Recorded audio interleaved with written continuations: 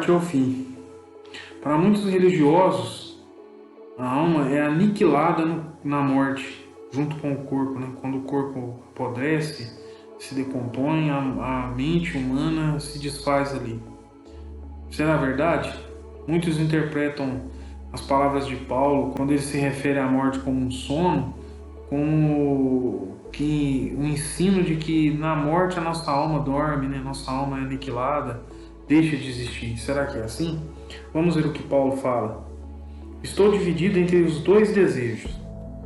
Quero partir e estar com Cristo, o que me seria muitíssimo melhor. Contudo, por causa de vocês, é mais importante que eu continue a viver. Então, olha só, na mente de Paulo, no pensamento dele, no entendimento dele, morrer era partir para estar com Cristo. Como é que a pessoa pode estar com Cristo, que está no céu, se na morte a mente é aniquilada, a alma deixa de existir, não há um espírito eterno, uma alma eterna? Como que funciona isso? Como que funcionaria isso? E ainda, no capítulo 5 de 2 Coríntios, Paulo explica muito bem a questão da vida e da morte, onde ele compara o nosso corpo carnal de hoje com uma casa, né? Mas eu queria ler com vocês o versículo 6 de 2 Coríntios.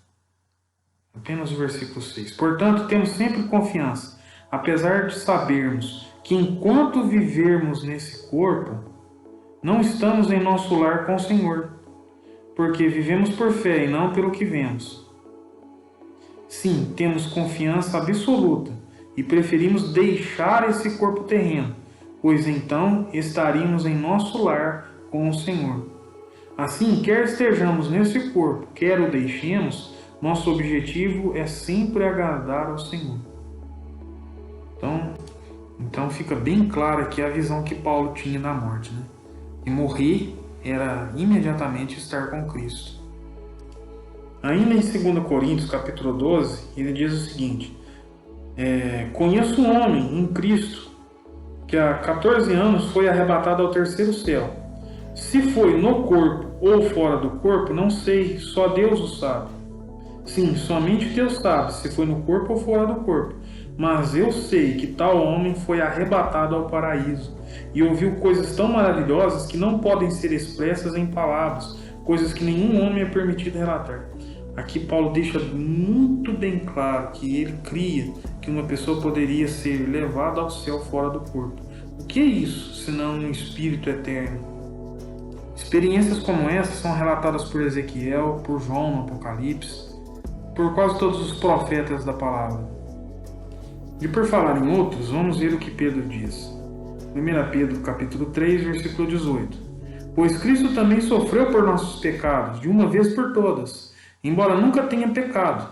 Morreu pelos pecadores a fim de conduzi-los a Deus. Sofreu morte física, mas foi ressuscitado pelo Espírito, por meio do qual pregou aos espíritos em prisão, àqueles que muito tempo atrás desobedeceram a Deus, quando ele esperou pacientemente enquanto Noé construía sua embarcação.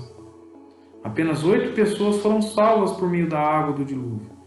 E aquela água simboliza o batismo, que agora os salva, não pela remoção da sujeira do corpo, mas porque no batismo vocês declaram ter boa consciência diante de Deus. Eu vou ler só até aqui, né? Até passei um pouquinho.